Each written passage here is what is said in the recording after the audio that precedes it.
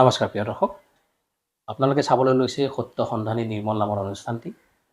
আজিৰ অনুষ্ঠানটিৰ অতিথি তেখেত একেদৰে শিক্ষাবিদ, সাহিত্যিক, বৈজ্ঞানিক, ঔপন্যাসিক, কবি, আবৃত্তিকাৰ, অভিনেতা আৰু গুৱাহাটী বিশ্ববিদ্যালয়ৰ প্ৰাক্তন উপাচাৰ্য, তেজপুৰ বিশ্ববিদ্যালয়ৰ প্ৰাক্তন সহ উপাচাৰ্য, মেঘালয়ৰ ছায়েন্স এণ্ড টেকন'লজিৰ প্ৰাক্তন উপাচাৰ্য, অসম ডাউন বিশ্ববিদ্যালয়ৰ প্ৰাক্তন উপাচাৰ্য ডক্টৰ অমৰজ্যোতি চৌধুৰী ছাৰ।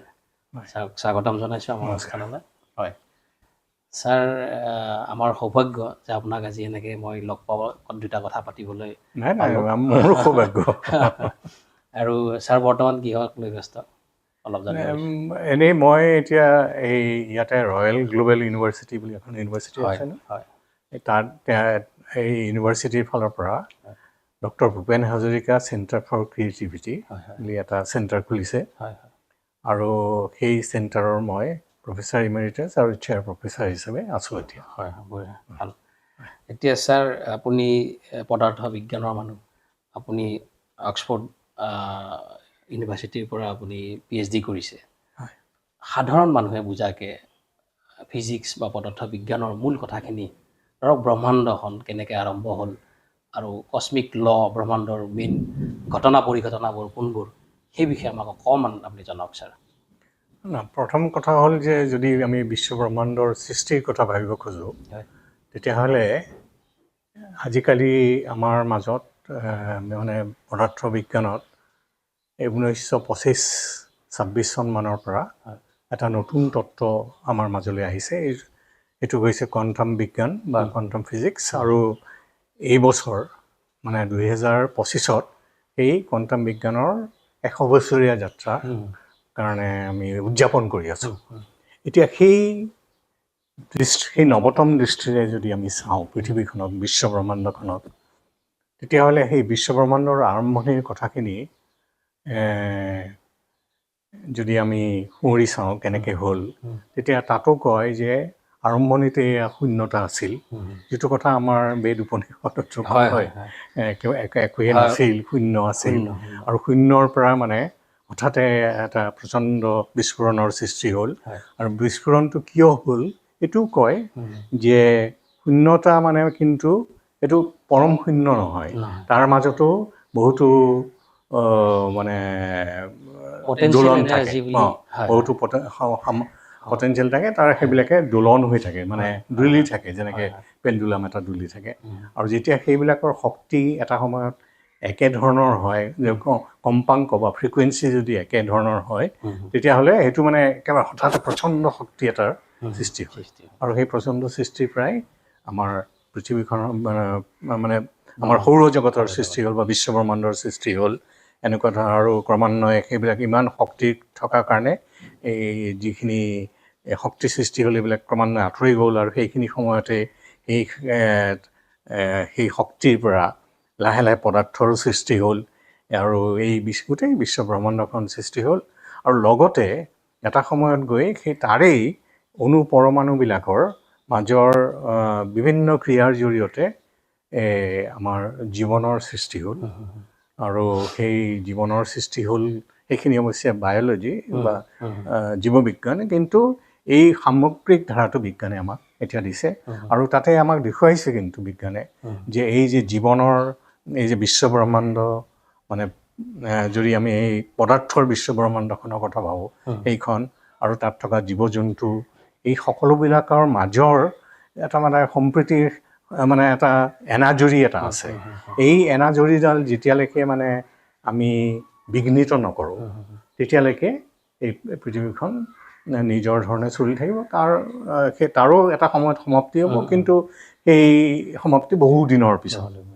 কিন্তু এই যদি আমি এই যিটো এনাজৰী বুলি কৈছোঁ, এইটো এনাজৰীক বিঘ্নিত কৰোঁ, তেতিয়াহ'লে সোনকালে হয়তো আমাৰ পৃথিৱীখনৰ অস্তিত্ব, আমাৰ জীৱকুললৈ সংকট আহিব। আৰু এইটো পৰিৱেশৰ কথা যিটো আজিকালি আমি কৈ থকা হয়, এইখিনি মূল কথা, যিটো বিশ্ব ব্ৰহ্মাণ্ডৰ সৃষ্টিৰ মূল কথা। কিন্তু এই যে আমি ক'লোঁ কোৱাণ্টাম বিজ্ঞানৰ, তাৰ আন এটা মূল কথা হৈছে যে গোটেইখিনি কথা মানে ইয়াৰে যে পদাৰ্থৰ কণা এটা অকল সি কণাই নহয়, ই এটা তাৰ এটা ঢৌৰ নিচিনা ব্যৱহাৰ আছে ৱেভ ৱেভ আৰু ঢৌৰ মানে কিহৰ ঢৌৰ সম্ভাৱনাৰ ঢৌ কিহৰ মানে সম্ভাৱনা মানে কিহৰ সম্ভাৱনাৰ কথা কৈছোঁ সকলো সম্ভাৱনা মানে এটা সম্ভাৱনা আছে যে এটা কণাই যিকোনো ঠাইত থাকিব পাৰে তাৰ যিকোনো ধৰণে তাৰ শক্তি প্ৰকাশ হ'ব পাৰে গতিকে সকলো সম্ভাৱনা তাত আছে আৰু আমি যেতিয়া এটা পৰীক্ষা কৰোঁ তেতিয়া সেই সম্ভাৱনাৰ পৰা কোনো এটা অংশ আমি তুলি লওঁ সেই সকলো সম্ভাৱনাৰ যিটো মানে এটা চৰিত্ৰ সেইটোকেই আমাৰ বহুত সময়ত আমাৰ যিটো আমি কওঁ যে ব্ৰহ্মণ বুলি কওঁ এই ব্ৰহ্মণৰ নিচিনা মানে সেইটোৱে সম্পূৰ্ণ সত্য এই তাতে সকলোখিনি সত্য তাতে সোমাই আছে তাৰমানে ব্ৰহ্মাণ্ডৰ একদম সূক্ষ্ম যিটো আপুনি কৈছে পৰমাণু বা অনুপৰমাণু সেই তাৰ যিটো চৰিত্ৰ পৰমাণুৰ চৰিত্ৰ নহয় পৰমাণুৰ লগত মানে যিটো মানে সম্ভাৱনা আছে সেই সম্ভাৱনাৰ যিটো চৰিত্ৰ সেইটো এনেকুৱা ধৰণে এনেকে সকলো সম্ভাৱনা তাত একেলগে আছে আৰু আমি যেতিয়া পৰীক্ষা এটা কৰোঁ যে অণু এটাক চাব খুজিছোঁ পৰমাণু এটাক চাব খুজিছোঁ তেতিয়াহ'লে যেতিয়াই আমি সেই পৰীক্ষা কৰিম তেতিয়াহ'লে সেই সম্ভাৱনাৰ পৰা এটা অংশহে ওলাই আহে আৰু সেইটোকে আমি আত্মন বুলি কওঁ মানে বহুতে কয় যে আত্মনৰ নিচিনা আৰু আত্মন বুলি কওঁ নহয় আত্মনৰ নিচিনা গতিকে এই পদাৰ্থ বিজ্ঞানৰ এইবিলাকৰ কথাৰ লগত এটা দৰ্শন জড়িত হৈ আছে আৰু সেইটোৰ কিছু কিছু অংশ আমাৰ পুৰণি যিবোৰ বেদ উপনিষদৰ আছে তাৰ লগত কিছু পৰিমাণে মিলে অন্যান্য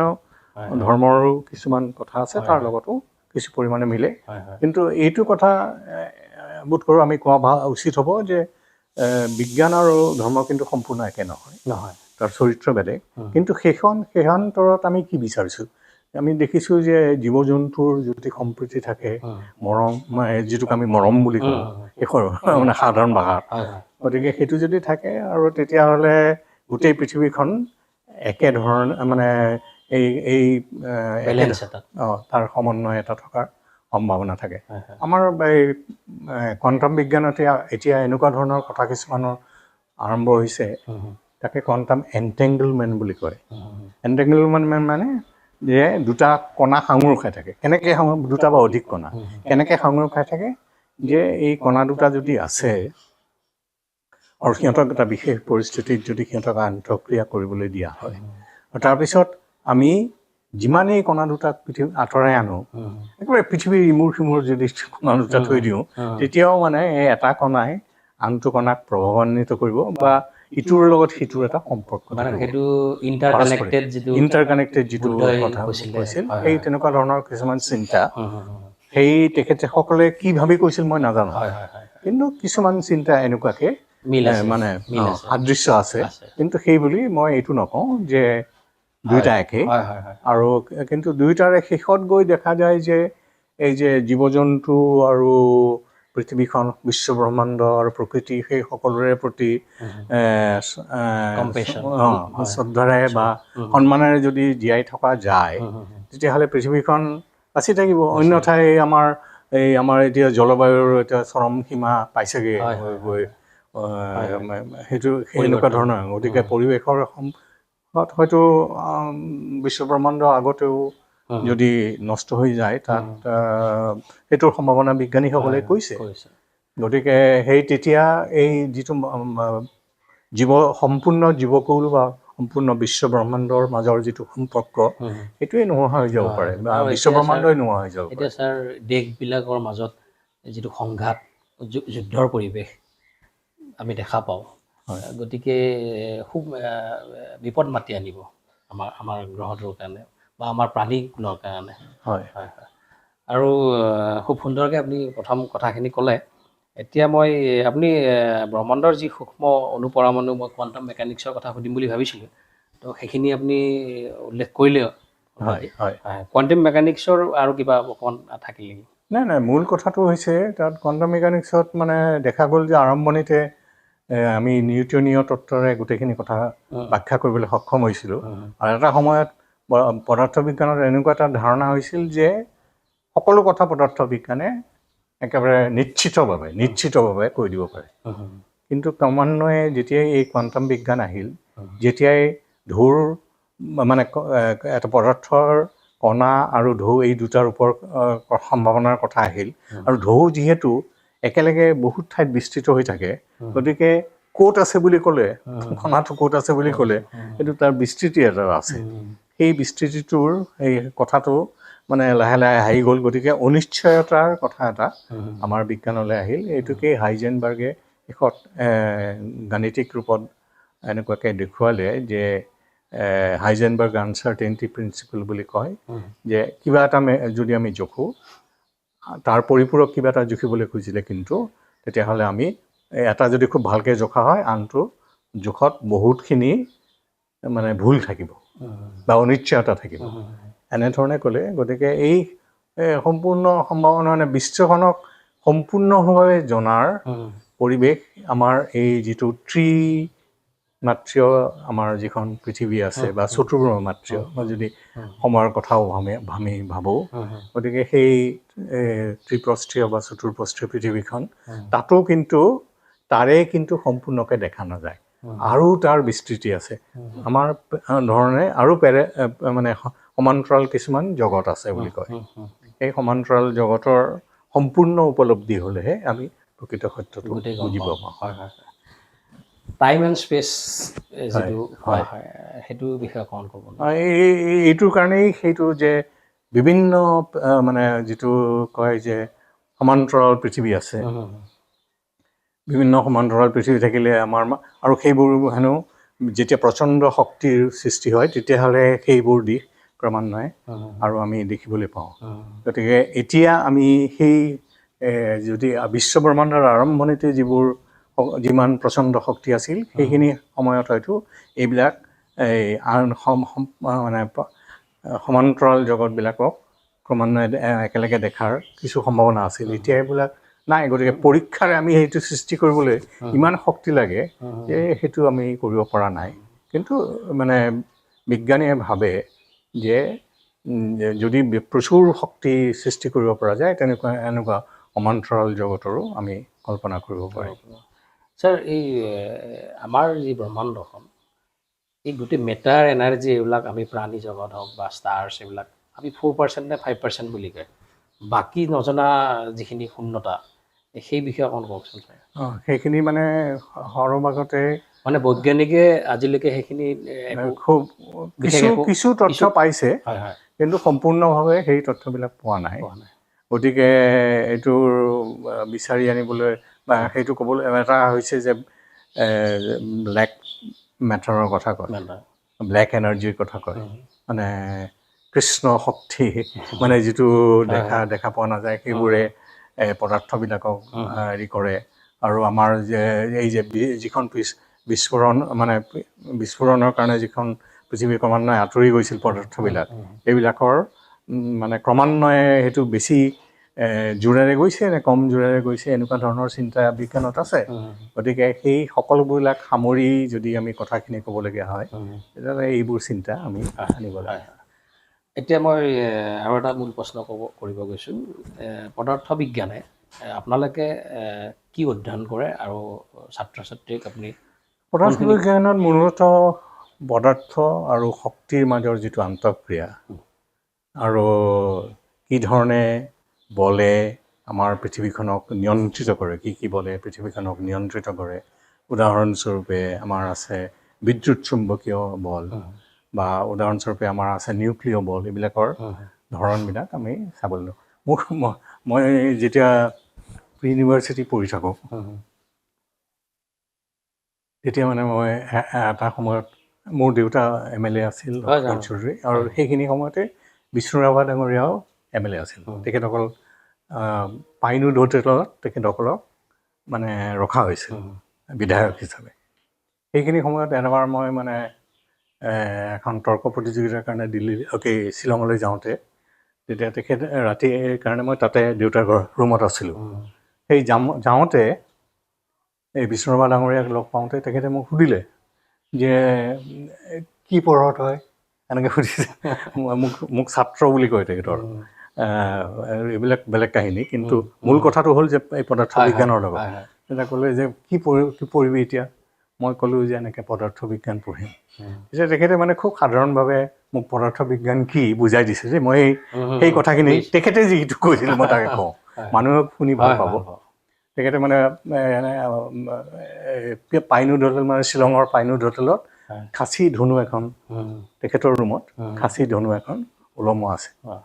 আচ্ছা, সেইখন ধনু তেখেতে এনেকৈ লৈ আহিলে, লৈ আহি তাতে কাঁড় এডাল আছে এনেকৈ দেখুৱালে মোক যে দেখিছ নহয়, এই যে মই এতিয়া ধনুত গুণ দিওঁতে এই ৰছীডাল এইফাললৈ টানিছোঁ আৰু বাঁহৰ মানে যিটো বাঁহৰ ধনুখন আছে সেইখনক সিফাললৈ টানিছোঁ। দুটা বিপৰীতমুখী বল। আচ্ছা, এই বিপৰীতমুখী বলৰ মাজেৰে কাঁড়ডাল মাৰোঁতে কি পৰিস্থিতিত মাৰিলে আমি কাঁড়ডাল একেবাৰে পোনে পোনে গৈ থাকিব, মানে সেই বেকাবেকি নহয় আৰু সেই সূত্ৰবিলাক যিটো বিজ্ঞানেৰে আমি আৱিষ্কাৰ কৰোঁ, এইটোৱে হৈছে পদাৰ্থ বিজ্ঞান। ইমান সহজকৈ মোক বুজাই দিছিল, এই কথা মই এতিয়াও সোঁৱৰণ কৰোঁ, খুব ভাল লাগে এতিয়াও সোঁৱৰণ কৰি। আমিও ভাল পালোঁ কথাখিনি শুনি। হয়, এতিয়া ছাৰ মই আপোনাক ব্যক্তিগতভাৱে এটা প্ৰশ্ন কৰিছোঁ। আপুনি একদম পদাৰ্থ বিজ্ঞানৰ লগত আজি বহু বছৰ ধৰি জড়িত হৈছে, শিক্ষাদান কৰিছে। ধৰ্মক আপুনি কি ভাবে লয়, বা আপোনাৰ জীৱনত আপুনি ধৰ্ম এটা আমাৰ বিজ্ঞানেই আমাৰ কাৰণে ধৰ্ম, আৰু এটা ধৰ্মৰ সাধাৰণ আনবিলাক যিবোৰ ধৰ্ম বুলি কয় এইটো এটা ধৰ্ম, আমি সকলোকে সন্মান কৰোঁ। কিন্তু আমি মূলতঃ বিজ্ঞানৰ ধৰ্মৰ সৈতে আমি তাতহে মূৰ দুৱাওঁ। এতিয়া কথা হ'ল যে আমি আগতেও কিন্তু কৈছোঁ যে বিজ্ঞান আৰু ধৰ্মৰ বাটটো সম্পূৰ্ণ একে নহয়, কিন্তু আমি বহুত সময়ত দেখা পাওঁ যে ধৰ্মইও শেষত গৈ কয় যে সকলো মানুহ একে, বিজ্ঞানেও শেষত গৈ কয় যে কাৰণ এই অনুপৰমাণু যিহেৰে গঠিত আমাৰ দেহটো, আমাৰ এই মানে আমাৰ মাজত থকা হাড়বিলাক যিটোৱে ধৰি আছে আমাক, এই মঙহখিনি, সেইখিনি সকলোখিনিক ধৰি পেলাই যদি আমি চাওঁ তাৰ অনুপৰমাণুৰ কথা ভাবি, গতিকে সেই সকলোবোৰ একে। আনকি ৰিচাৰ্ড ফাইনমেনে এখন কিতাপত লিখি থৈ গৈছিল, তাৰপিছত অৱশ্যে উদ্ভিদ বিজ্ঞানীসকলৰ পৰাই তেখেতে এইটো কথাটো জানিব পাৰিছিল। তেখেতে কৈছে যে আনকি এই যে উদ্ভিদ আৰু আমাৰ মাজৰ যিটো গাঁথনি আছে, সেই গাঁথনিৰ মাজতো বহুত সাদৃশ্য আছে। আৰু কৈছিল যে এটা পৰমাণুৰহে কেৱল মানে বৈসাদৃশ্য, বাকীখিনি গোটেইখিনি একে। আৰু সেইকাৰণে সেই বৈসাদৃশ্যৰ কাৰণেই গছবিলাক সেউজীয়া আৰু আমাৰ তেজ ৰঙা, তাৰ বাহিৰে সকলো একে, এনেকুৱা ধৰণৰ কথা আছে। গতিকে উদ্ভিদ আৰু আমাৰ মাজত আৰু সকলো জীৱ জন্তুৰ মাজত এটা বৈজ্ঞানিক যিটো একাকিত্ব বা ইউনিটিৰ বা সংহতিৰ এটা যিটো এটা ছবি আমি দেখিবলৈ পাওঁ, মই ভাবোঁ সেইটোৱে তেনেকুৱা ধৰণৰ চিন্তা ধৰ্মটো আছে। কিন্তু পোৱাৰ ধৰণটো বেলেগ, আমি বেলেগ বেলেগ ধৰণে ধৰ্মৰ ধৰক ঋগ্বেদৰ যিটো এটা যে একমছত বিপ্ৰ বহুধা বদন্তি, এইটো কয় যে ট্ৰুথ ইজ ওৱান, এণ্ড আমি বিভিন্ন নামেৰে নামাকৰণ কৰোঁ বা বিভিন্ন পথেৰে আমি যাত্ৰা কৰি সেই যাত্ৰাত যাবলৈ আমাৰ পথ আমি গ্ৰহণ কৰোঁ। তাত ধৰক স্পিনোজাই হওক, বেদান্তই হওক, আমাৰ যে তাত আছে যে ওৱাননেছ যিটো প্ৰেক্টিছ, মানে আল্টিমেটলি গৈ পেলাই এক শূন্য, যিটো আমাৰ নাগাৰ্জুনৰ শূন্যতা বা আপোনাৰ ব্ৰহ্মাণ্ডৰ সেই ছায়েন্সৰ আপোনালোকৰ ভাষাত যিটো ক'লে ভেকাম বা শূন্যতা, শেষটো। গতিকে চিমিলাৰিটিটো তাত আছে। হয়তো এই ধৰ্ম যিটো আমি কৰোঁ, আমাৰ এই ফেইথৰ ওপৰত যিটো বিশ্বাসৰ ওপৰত কৰোঁ, সেইটো ধৰক ক'ৰবাত আমাৰ হয়তো অন্ধবিশ্বাসী হৈ বা ইগনোৰেঞ্চ বিশ্বাসেৰে চলি যায়। কিন্তু বিজ্ঞানত মূলতঃ আমি যিটো পৰ্যবেক্ষণ কৰি যিটো তথ্য পাওঁ, তাৰ আধাৰত আমাৰ যিবোৰ তত্ত্ব আহে সেইবোৰক মিলাই চাবলৈ যত্ন কৰোঁ, আৰু সেইটো হ'লেহে আমি সত্য বুলি মই এইটো এইকাৰণে ক'লোঁ যে আইনষ্টাইনকো আপোনালোকৰ পদাৰ্থ বিজ্ঞানৰে মানুহ, তেখেতক সোধোতে যে ধৰ্ম বা বিশ্বাসৰ ওপৰত কওঁতে তেখেতে কৈছিল যে মই স্পিনোজাৰ ধৰ্মক বা ভগৱানক মানুহ। স্পিনোজাই হ'ল আমাৰ যিটো মই ক'লোঁ যে বেদান্তৰ যিটো আমাৰ মূল সাৰ, যে এক ঈশ্বৰ বা এক তত্ত্ব, এক শক্তি, আৰু তেওঁৰ এই নেচাৰ হ'ল তেওঁৰ বডি বা তেওঁৰ হেৰি। গতিকে সেইটোৱে আল্টিমেট। এতিয়া ময়ো যিটো ধৰক বেদান্ত বা উপনিষদ পঢ়ি যিটো পাইছোঁ, যে বেদান্ত উপনিষদৰ মেইন যে ব্ৰহ্ম এক, আৰু বাকী হ'ল তেওঁৰ ফৰ্ম। গতিকে সেইখিনি কথা বুলি ভাবোঁ। কিছু কথা একে আছে, মানে শেষৰ সিদ্ধান্ত বহুতখিনি একে। আৰু আমিতো কিন্তু তাৰ মাজতে সেই ৰীতি নীতিবিলাকে মানে ৰিচুৱেলবিলাকে মানে দুয়োটাৰ মাজত পাৰ্থক্যটো আৰু প্ৰকট কৰি তুলিছে। হয়। আৰু বিজ্ঞানৰ কথা পাতিলোঁ, পদাৰ্থ বিজ্ঞানৰ কথা পাতিলোঁ, ধৰ্মৰ কথা অকণমান পতা গ'ল। আপুনি ছাৰ সাহিত্যৰ লগত জড়িত, আপুনি গীত, নাটক, কবিতা এইবিলাকৰ লগত জড়িত। মই আপোনাৰ পৰা জানিব বিচাৰোঁ, আপুনিতো একদম সৰুতে মাক আৰু মৰম ছবিত অভিনয় কৰিছিল, কেইবাখনো ছবিত অভিনয় কৰিছিল। মই দুখনত কৰিছিলোঁ। সেই বিষয়ে অকণমান কওক। আৰু একদম আৰম্ভণি আপোনাৰ ক'ত আৰম্ভ হৈছিলে? আপুনি মেট্ৰিকত অসমৰ ভিতৰত প্ৰথম স্থান পাইছিলে। হয়, সেইখিনি অকণমান আপোনাৰ আৰম্ভণিৰ কথাখিনি অকণমান জানিব বিচাৰিম। তাৰমানে প্ৰথমতে যদি স্কুলত আমাৰ নাম লগাই দিয়ে, মই চেনীকুঠি বালক প্ৰাইমেৰী স্কুলত পঢ়িছোঁ। তেতিয়া তাত যেতিয়া নাম লগাই দিয়ে, তেতিয়া মানে তাৰ আগতে মই এইখিনি উজান বজাৰৰে ল'ৰা, মানে মা দেউতা উজান বজাৰৰ এইখিনি ওচৰৰে ঘৰ এটাত আছিল, আৰু মানে আইতাৰ ঘৰত। তেতিয়া আমি ইয়াতে আহি পেলাই নৈৰ পাৰত বহুত গছ আছিল, এইবিলাক গছত উঠি ফল চল খাই থাকোঁ, নৈখন যোৱা দেখোঁ, নাওখন যোৱা দেখোঁ, ফুটি লাগি থাকে অনবৰত। তাৰপিছত মোক নি পেলাই স্কুলত সোমাই দিলে। স্কুলত সোমাইতো মোৰ মানে একদম মানে ভাল লগা নাই, চাৰিওফালৰ বেৰা চেৰাৰ মাজত একো নেদেখোঁ মই। এতিয়া সোমাই দিলে, এতিয়া ছাৰে কৈ থাকে, মোৰ মানে খঙতে মোক ইয়াত সোমাই দিছে, এই খঙতে মই ছাৰে যি কয় একো নুশুনাৰ নিচিনা এটা বিদ্ৰোহ কৰিছোঁ। বিদ্ৰোহ কৰিলে কি হ'ব, পঢ়া শুনাটো ভাল নহ'ব, দেখা দেখি কথা। মানে প্ৰথম অৱস্থাটো আপোনাৰ তেনেকুৱা হৈছে? প্ৰথম অৱস্থা মোৰ বহুদিন মানে মই পঢ়া শুনা অত্যন্ত বেয়া, কোনো কথা মোৰ মনত নাথাকে, মই বুলি ভাবোঁ মই এনেকুৱা ধৰণৰ এটা কথা মোৰ মনলৈ আহি গৈছে। তেতিয়া মানে এদিন হেৰিত মানে গছৰ তলত নেওতাখন মাতিবলৈ দিলে। নেওতা মাতিবলৈ দিওঁতে মানে মোৰ হঠাতে মানে সেই নেওতাখন মোৰ মনত থাকি গ'ল। মনত থাকি যাওঁতে মানুহজনে মানে আমাৰ যিগৰাকী শিক্ষক আছিল, ইমান মানে সূক্ষ্ম পৰ্যবেক্ষণ তেখেতৰ, মানে তেখেতে ক'লে যে মোক একদম মাতি নি পেলাই কৈছে, তোৰ দেউতাৰক কবি, মই গম পাইছোঁ যে তোৰ কথাবিলাক তোক চন্দত আৰু অলপ সুৰত কথাবিলাক থাকিলে তোৰ মনত থাকে। সেইটো হয়, মই এতিয়া ভাবি চাইছোঁ। নেওতাখন সুৰত কয় নহয়, 1 1 2, গতিকে কৈছে যে দেউতাৰ কবিতা কেইটামান লিখি দিবলৈ, তই আবৃত্তি কৰি থাকিবি। মই আহি পেলাই দেউতাক ক'লোঁ। তাৰ কিছুদিন পিছতে মোৰ জন্মদিন আছিল, তাতে দেউতাই এটা কবিতা লিখি দিলে, মই গান্ধীজীৰ দৰে হ'ম, এই কবিতাটো লিখি দিলে। প্ৰথমতে মোৰ আগৰ পৰা ভয় নহয়, কথাবিলাক মনত নাথাকে।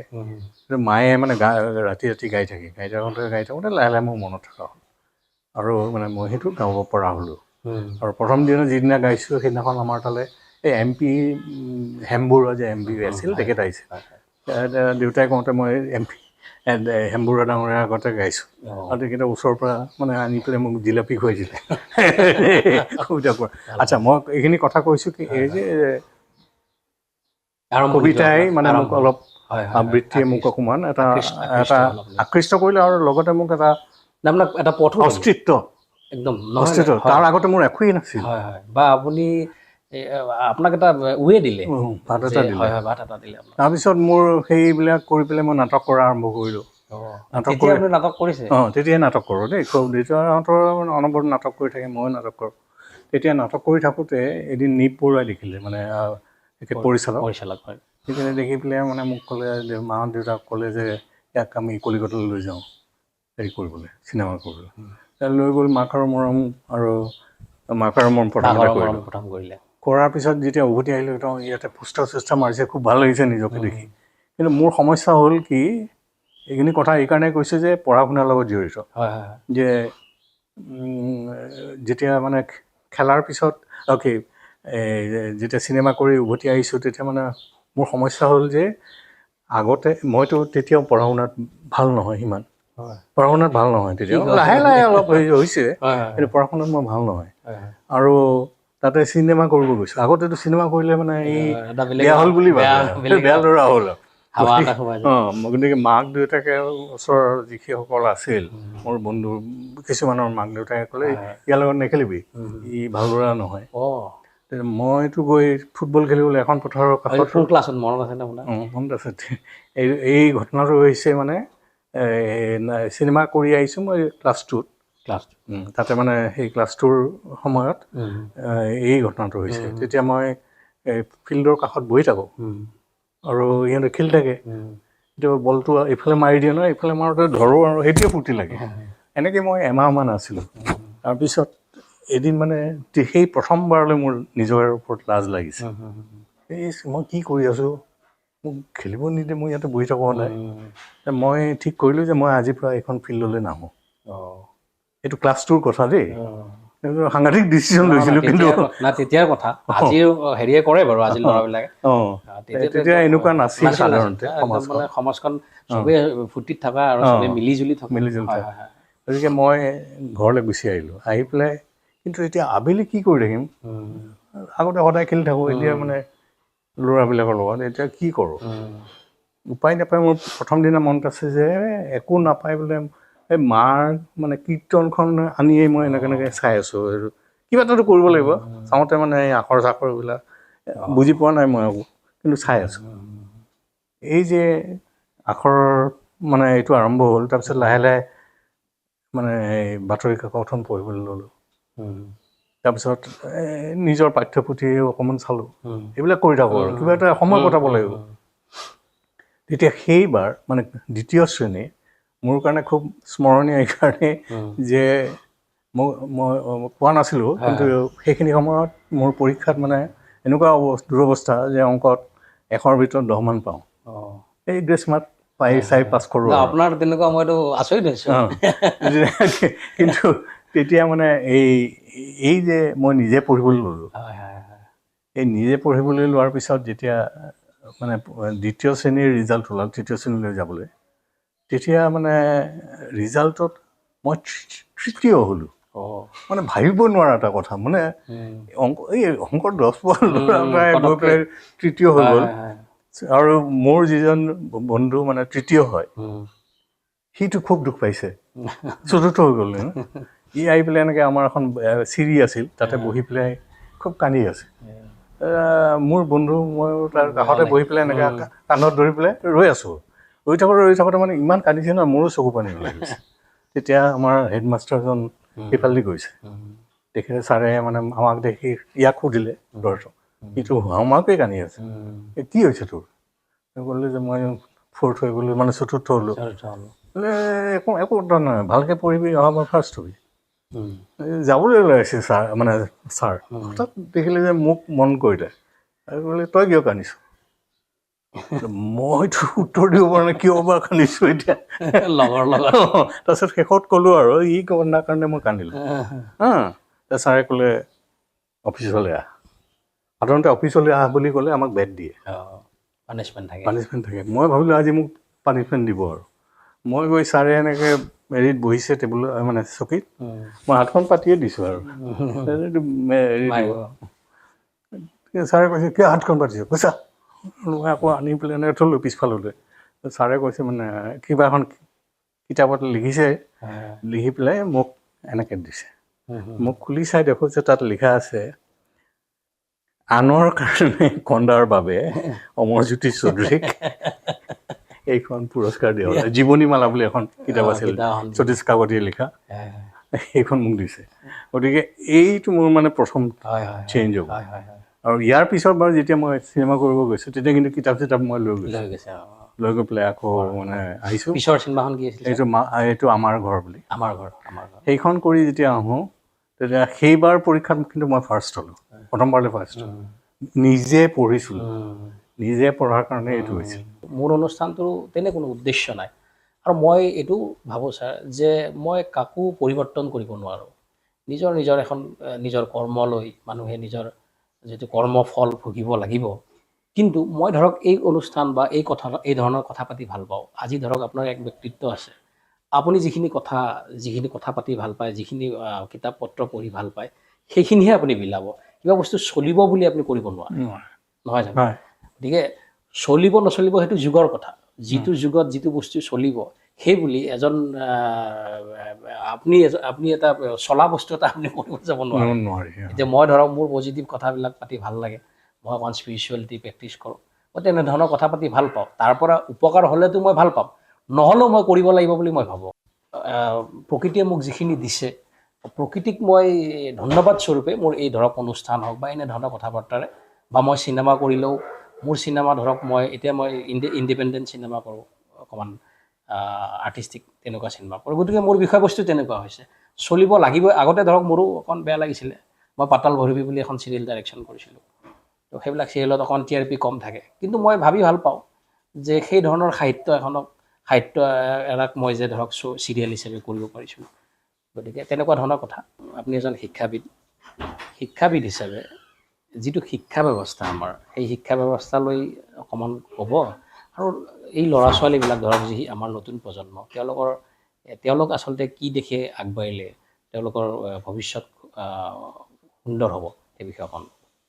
শিক্ষা ব্যৱস্থাৰ মানে আমাৰ আগৰ শিক্ষা ব্যৱস্থাৰ বহুত নতুন কথা জনাৰ সম্ভাৱনা আছিল, কিন্তু আগৰ শিক্ষা ব্যৱস্থাৰ এটা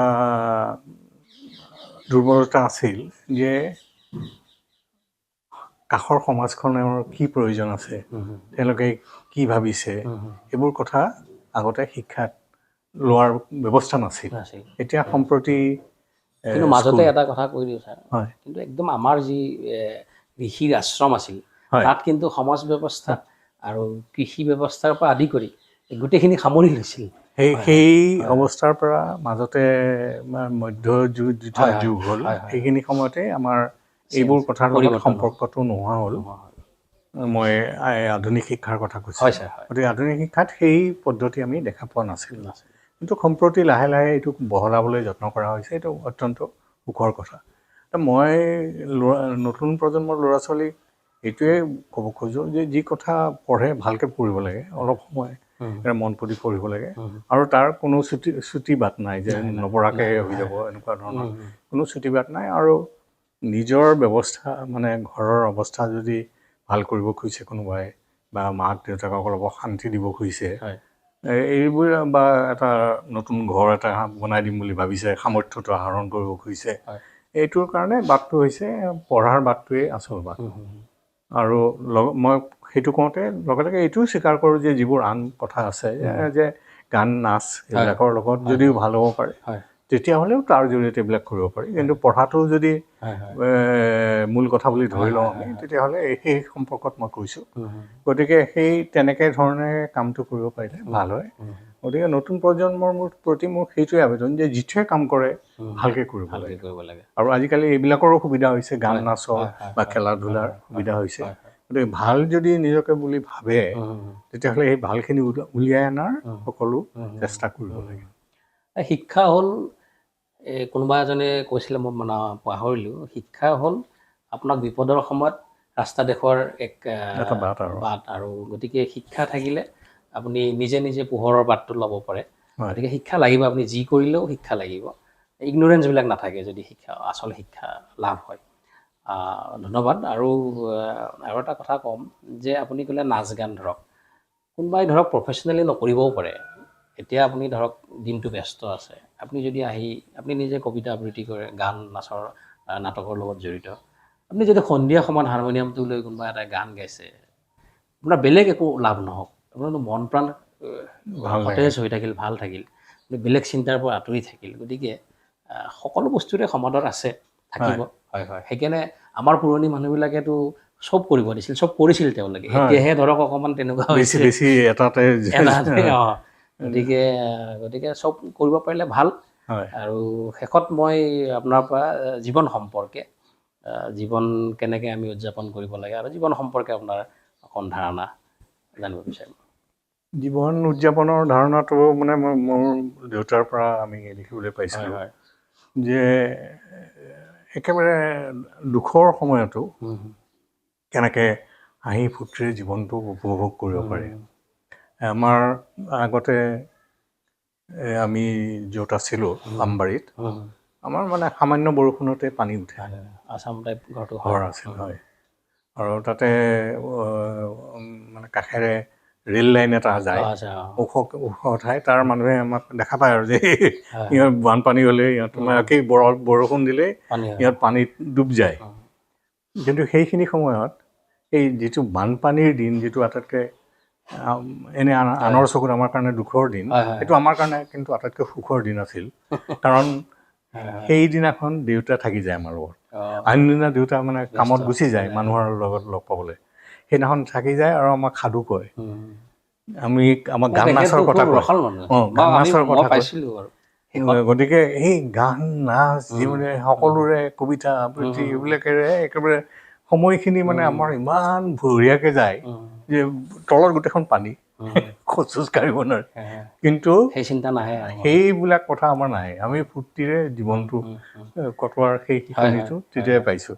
গতিকে এতিয়াও জীৱনটোতো সুখ দুখ সকলো থাকিবই। গতিকে সেই দুখৰ মাজতো কেনেকৈ মানে জীৱনটো ভালকৈ থাকিব পাৰি, এইটো সুখ দুখটো ছাৰ ইউনিভাৰ্চৰে এইটো এটা চৰিত্ৰ যে উত্থান পাতনটো আছে, আমাৰ ঋতুৰ পৰিৱৰ্তনৰ নিচিনা। ঋতু পৰিৱৰ্তনৰ নিচিনা। গতিকে ভাল বেয়া থাকিব, তাৰ মাজতে আমি ভালখিনি কৰিব লাগিব। আৰু প্ৰয়াত লক্ষধৰ চৌধুৰী আপুনি সুযোগ্য সন্তান, আৰু তেখেতকতো আমি চবেই জানো সুসাহিত্যিক, আৰু তেখেত মন্ত্ৰীও আছিলে আৰু সাহিত্য সভাৰ সভাপতি আছিলে। গতিকে মই ব্যক্তিগতভাৱে শেষৰ সময়ত লগ পাইছিলোঁ, তথাপি ইমান ৰসাল কথা, প্ৰতিটো কথাই মানে অৰ্থ গধুৰ হ'ব, কিন্তু কওঁতে হেৰিটো মানুহে একদম ৰস লগাই কয়।